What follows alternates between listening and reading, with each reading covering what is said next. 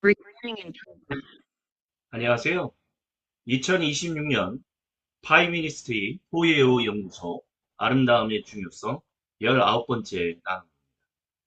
오늘은 저희가 지난 18번의 시간을 통해서 고대로부터 중세 그리고 근대로부터 주 21세기까지 이어져 왔던 아름다움에 대한 이야기를 어떻게 사람들이 이해했는가 그것을 이제 마무리하고요. 오늘부터는 이제 그래서 이 모든 것을 통해서 우리가 무엇을 이야기해야 하는가? 여기서 말씀드리는 우리라는 것은 그리스도인을 말하는 것입니다. 그래서 오늘은 아름다움과 정의라는 주제로 첫 번째 나눔을 시작하겠습니다. 우리가 먼저 기억해야 할 것은 중세를 낭만화해서는 안 됩니다. 뭐 중세 시절이 개신교인들에게 얼마나 낭만적으로 보일 것이냐 그렇게 얘기하는 사람들도 있을 겁니다. 예, 중세는 가톨릭 교회이기 때문에 가톨릭 교회를 싫어하시는 분들은 중세 시대를 낭만화하는 그런 일을 하지 않습니다. 하지만 이 주제를 가지고 오랜 시간 동안 고민하면서 살아왔던 분들은 중세 시대를 특별히 그리스도인들은 굉장히 바라보는 다시 그런 시대가 우리에게 왔으면 좋겠다라는 이야기를 합니다. 왜냐하면 근대로부터 동시대라고 일컫는 18세기로부터 21세기까지 이어졌던 모든 이야기는 결국 교회의 이야기하고 굉장히 사뭇 떨어진 그런 흐름으로 이어져 왔기 때문입니다.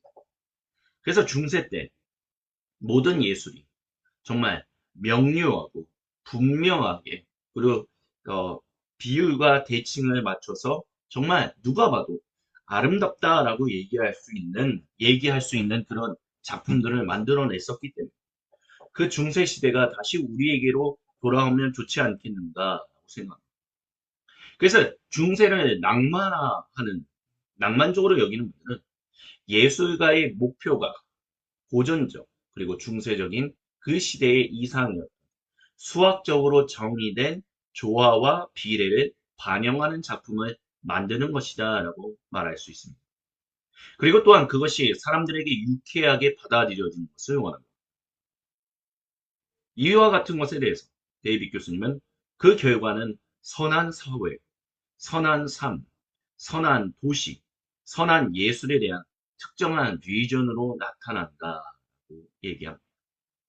하지만 그럼에도 불구하고 중세 시대를 낭만적으로 바라보지 말아야 하는 이유는 중세 시대를 그 시대의 아름다움에 대한 통일된 기준을 가지고 있지 않았기 때문이다라고 할 수 있습니다. 예를 들어서 성 아우구스티누스부터 13세기로부터 14세기까지의 기간을 우리가 중세라고 얘기한다면 모든 사람들이 진리, 아름다움, 선에 대해 하나의 통일된 관점을 가지고 있지 않았습니다. 그 당시에 그 천년간의 시대를 살았던 사람들의 글을 어떤 사람의 글을 읽느냐에 따라서 사람들은 진리와 아름다움에 대해 서로 다른 방식으로 이야기하는 것을 발견할 수 있습니다. 만약에 그렇지 않다라고 말한다면 누군가가 그것은 역사를 정직하게 다루는 일이 아니다라고 얘기할 수 있어야 할 것입니다. 또한 중세를 낭만적으로 여기는 사람들은 이런 표현적인 예술만이 아름다울 수 있다라고 믿는 전통 안에서 그런 생각을 가지는 것입니다. 하지만 이런 사람들의 생각은 아름다운 예술은 반드시 유쾌하고 즉시 이해 가능하고 인간, 자연 또는 역사와 관련한 것이었나고 생각합니다. 하지만 우리의 인류 역사를 본다면 그 세 가지 범주에 들어가지 않는 수많은 일들이 있습니다. 자연에는 끔찍하거나 공포스러운 일들이 존재합니다. 중요한 것은 성경은 그것들도 하나님이 주관하고 계시다라고 말합니다. 깊은 바다에 사는 심해에서 또는 rarely 발견되는 굉장히 독특하게 생긴 물고기들을 생각해 보십시오. 또는 요한계시록에 나와서 묘사되는 내 생물들, 그 모습을 한번 보십시오. 그들은 보통 우리가 말하는 아름다운 존재로 말할 수 없습니다. 중요하지만 하나님께서 그들을 창조하셨다는 것을 기억해야 합니다. 만약 하나님께서 아름다운 세상을 창조하셨다면 그런 무시무시한 존재들조차 그 아름다움 속에 포함되어야 합니다. 하지만 중세 시대를 낭만적으로 바라보는 사람들은 표현적 예술, 그것만 중요하다라고 여기기 때문에 그런 사람들이 제시하는 기준으로는 이런 존재들은 아름다움의 목록에서 제외될 수밖에 없습니다. 또한 역사적 사건들을 보십시오.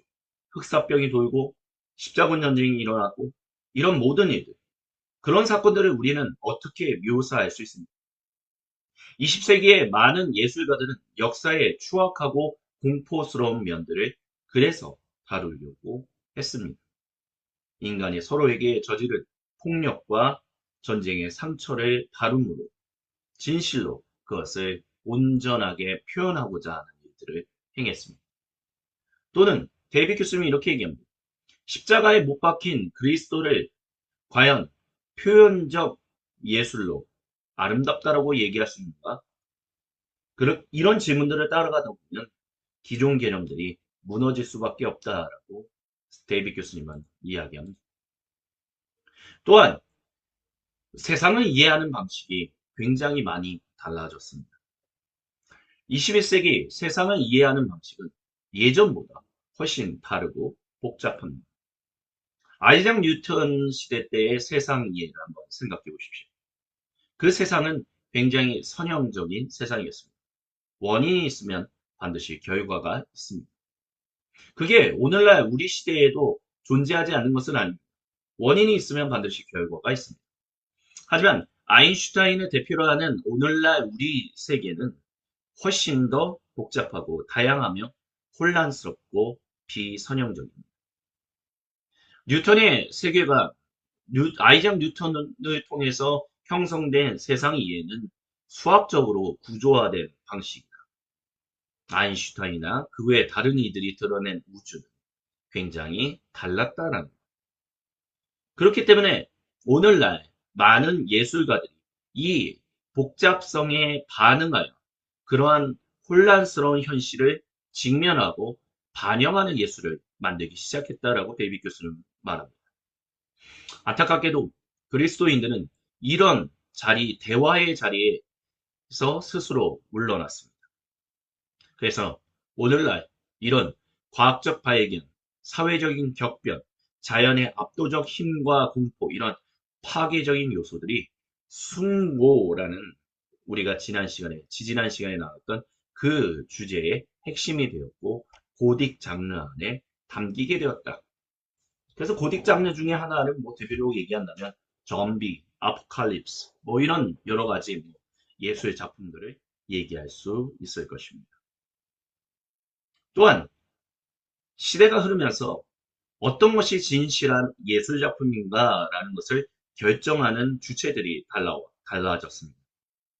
고대 때부터 중세까지는 교회와 수도원이 예술의 기준을 설정하고 예술작품을 결정했습니다. 그러다가 르네상스 시대 때부터 근대 시대까지 이제는 교회와 수도원이 아닌 왕실과 귀족 후원, 그리고 예술 아카데미, 예술의 기준을 정하고 무엇이 예술 작품인지를 결정했습니다. 시간이 흘러서 주 19세기 때는 미술과 평론과 그리고 전시관, 어떤 작품이 중요한 예술인가를 결정했습니다. 20세기로부터 오늘날 21세기는 다양한 매체들, 다양한 곳이 예술을 형성하고 있습니다. 미술관, 갤러리, 큐레이터, 죄송합니다. 평론가, 대학, 그리고 시장 등 다양한 곳에서 예술 작품이 무엇인지를 형성하고 있죠. 하지만 교회는 이 자리에, 이 대화에 참여할 수 있으나 스스로 물러났습니다. 그 자리에서. 그래서 예술과 아름다움은 노다는 자리, 21세기 자리에서 교회는 그 자리를 잃고 말았습니다. 그러다 보니까, 하지만 교회가 다시 들어가야 할 그런 모습들이 있다는 것을 데이빗 교수님은 이야기합니다. 그게 필요하다라고 얘기했죠. 그 예로 스윙 로우 Sweet Chariot라는 노래를 가지고 데이빗 교수님이 얘기합니다. 이 노래는 현재 잉글랜드 럭비 대표팀 팬들이 경기장에서 부르는 대표적인 응원가입니다. 특히 런던에 있는 트위큰햄 스타디움에서 열리는 경기에서 자주 들을 수 있다라고 합니다. 그래서 경기 중에 트라이가 나왔을 때, 분위기를 올릴 때, 응원할 때 팬들이 함께 부르는 노래가 바로 이거다라고 얘기합니다. 그래서 어떤 사람들은 이 노래를 잉글랜드 럭비의 비공식 응원가라고 부르기도 합니다.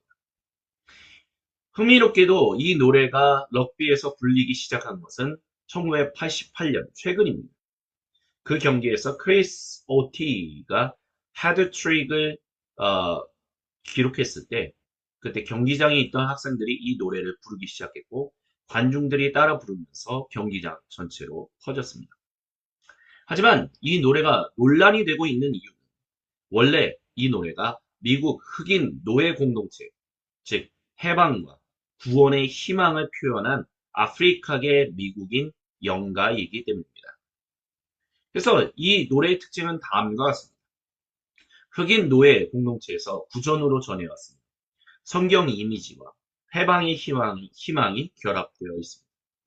또한 이 노래는 한 개인의 노래가 아닌 공동체가 함께 부르는 노래입니다. 그래서 이 노래는 이후에 교회 찬송, 인권 운동, 복음 성가 등 다양한 맥락에서 불리게 되었습니다. 그래서 대표적인 가사는 이렇게 시작합니다. Swing low, swing chariot, coming forward to carry me home. 직역하면 낮게 내려오라, 달콤한 전차여. 나를 집으로 데려가려 오는구나 라고 합니다. 여기서 chariot는 성경 이미지에서 오는 이미지입니다. 특별히 열왕기 하에서 엘리야의 불술의 이야기와 연결되죠. 그래서 이 노래는 하늘의 전차가 와서 나를 집으로 데려간다라는 소망을 표현합니다. 그래서 이 노래는 단순한 종교 노래가 아니라 북미권의 노예 공동체가 가지고 있었던 희망의 언어였습니다. 노예들이 극심한 노동, 폭력, 가족 해체, 인간 존엄의 파괴 등에서 살았습니다. 그 상황에서 이 노래는 하나님께서 우리를 잊지 않으셨고 우리를 그 하늘의 집 천국, 자유의 땅으로 인도하실 것이다 라는 소망을 가지고 있었다는 것이죠. 어쨌든 분명한 것은 이 노래가 해방의 상징이었다는 것입니다. 근데 많은 사람들이 이 노래를 가지고 영국 스포츠 응원가로 사용하는 것이 적절한가라는 질문을 던지기 시작했다는 것입니다. 이 문제 때문에 2020년 이후에 럭비 협회 선수들 팬들 사이에서 논쟁이 벌어졌고 현재는 완전히 금지된 것은 아니지만 공식 홍보에서는 사용을 줄이고 역사적 의미를 설명하려는 노력이 이루어지고 있습니다.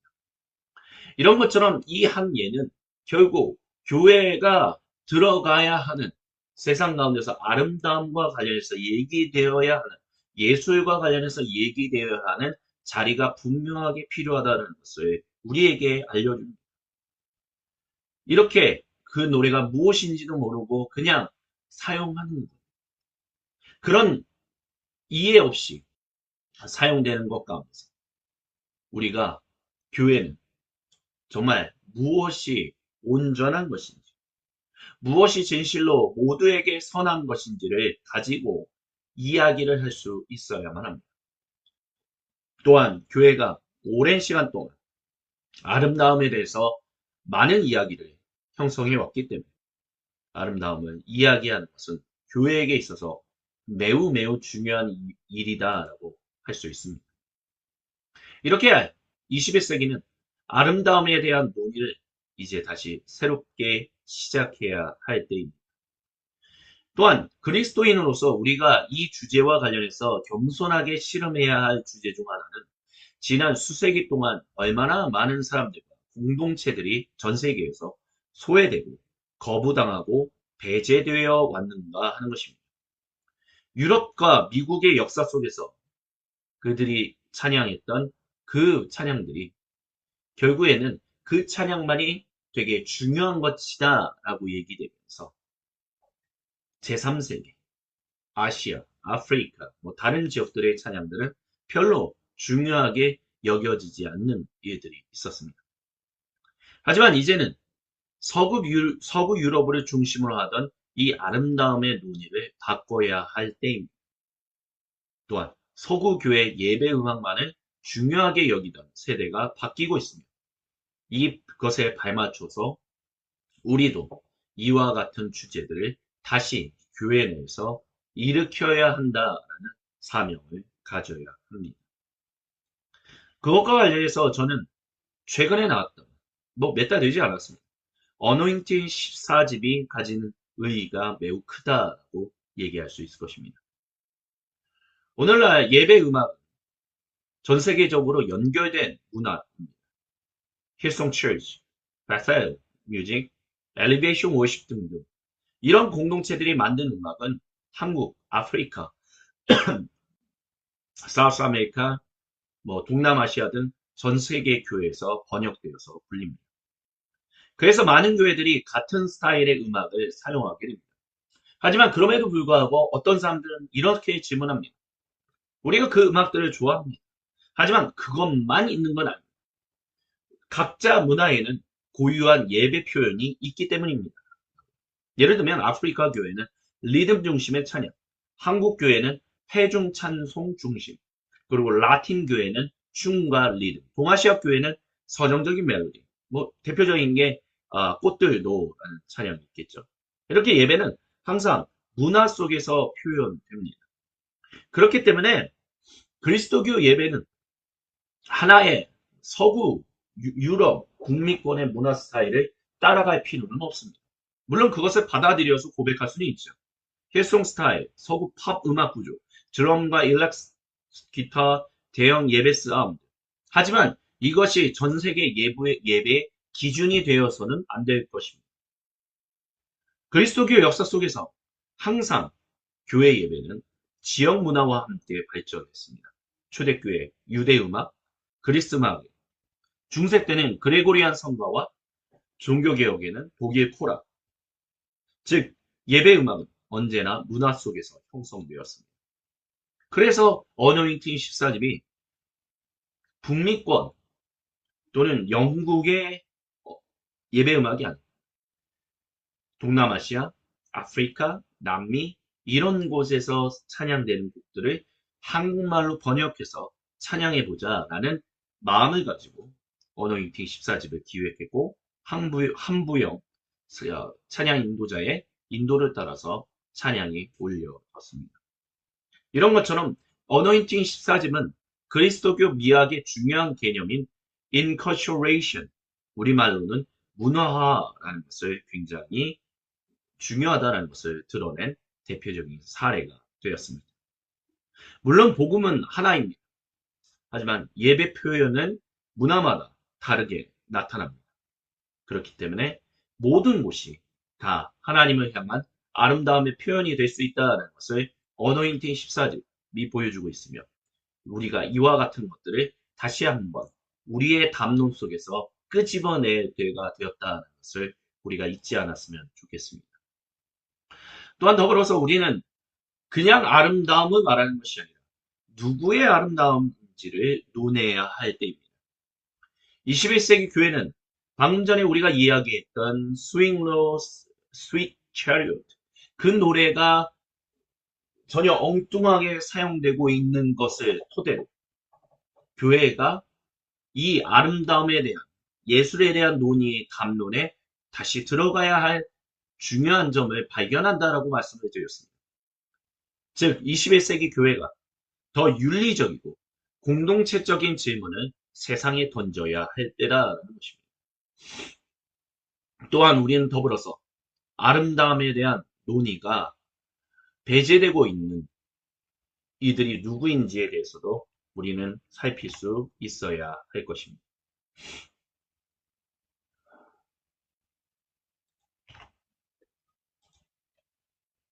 또한 아름답다라고 하는 말이 누구의 시선을 바탕에 두고 있는지에 대해서도 살펴야 할 것입니다. 21세기 교회에게 있어서 아름다움은 진리를 드러내고 인간의 존엄을 지지하며 하나님의 창조 세계를 더욱 깊이 이해하게 해주는 통로입니다. 그렇기 때문에 이런 이유로 아름다움은 정의와 분리될 수 없습니다. 하나님의 형상을 지닌 모든 사람, 그 삶의 자리에서 창조성과 진실함으로 하나님을 반영할 수 있다라는 믿음이 우리 안에 있기 때문입니다. 그렇기 때문에 우리는 아름다움에 대한 논의에서 배제되고 있는 이들이 없도록, 그리고 온전하게 더 윤리적이고 공동체적으로 아름다움을 이야기할 수 있도록, 그것이 바로 정의를 세우는 일이다.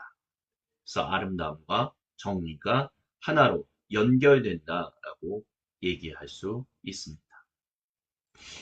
예, 이것으로 오늘 주제는 아름다움과 정의에 대한 첫 번째 나눔은 여기까지 진행하겠습니다. 계속해서 다음 이 시간 아름다움의 중요성, 아름다움과 정의에 대해서 두 번째로 계속해서 이야기를 나누겠습니다. 함께 해주신 모든 분들께 감사드립니다.